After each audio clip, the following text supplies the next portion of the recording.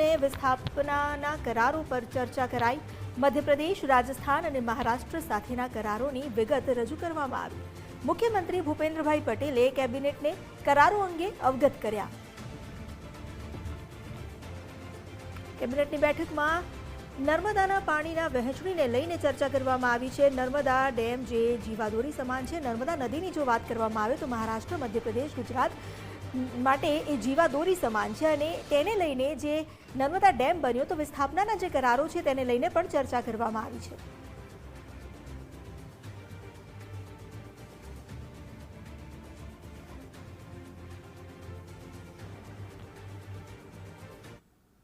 राज्य सरकारे प्राथमिक तपासना नियमों में महत्वना फेरफार कर्या छे। प्राथमिक तपास हकीकत लक्षी अहेवाल माटे नवी समय मर्यादा नक्की करवामां आवी। प्राथमिक तपासनो अहेवाल 3 महीनामां पूर्ण करवानो निर्णय लेवायो छे।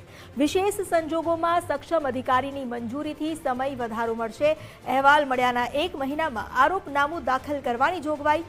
निवृत्त अधिकारी सामे प्राथमिक तपासना नियमोमां पण स्पष्टता करवामां आवी छे। सामान्य वहीवट विभागे सुधारेली सूचनाओ जाहेर करी। વધુ જાણકારી આપી રહ્યા છે સંવાદદાતા નિકુંજ જાની। નિકુંજ, આજે ફેરફાર કરવામાં આવ્યા છે અને જે સમય અવધિને લઈને સ્પષ્ટીકરણ પણ કરવામાં આવ્યું છે, શું વધુ વિગત? રાજ્ય સરકારે પ્રાથમિક તપાસ અહેવાલ અંગેના નિયમો છે તેની અંદર ફેરફાર કર્યા છે। મહત્વનું છે કે હવે પ્રાથમિક તપાસ અહેવાલ સામાન્ય રીતે 3 મહિનામાં પૂર્ણ કરવાનો નિર્ણય લેવાયો છે। વિશેષ સંજોગો હશે તો સક્ષમ અધિકારીની મંજૂરીથી સમય વધારો જે છે તે મળી શકશે। હકીકતલક્ષી અહેવાલ મળ્યાના 1 મહિનામાં આરોપનામું દાખલ કરવાની પણ જોગવાઈ આ નવા પરિપત્રની અંદર કરવામાં આવી છે। લાંબા સમયથી નિવૃત્ત અધિકારી કર્મચારી સામે પ્રાથમિક તપાસના નિયમોમાં જે અસ્પષ્ટતા હતી તે સ્પષ્ટતા કરવાનો રાજ્ય સરકારનો આ પરિપત્ર છે અને સામાન્ય વહીવટ વિભાગે સુધારેલી સૂચનાઓ જે છે તે જાહેર કરી છે। જી, આભાર આપનો જાણકારી આપવા માટે।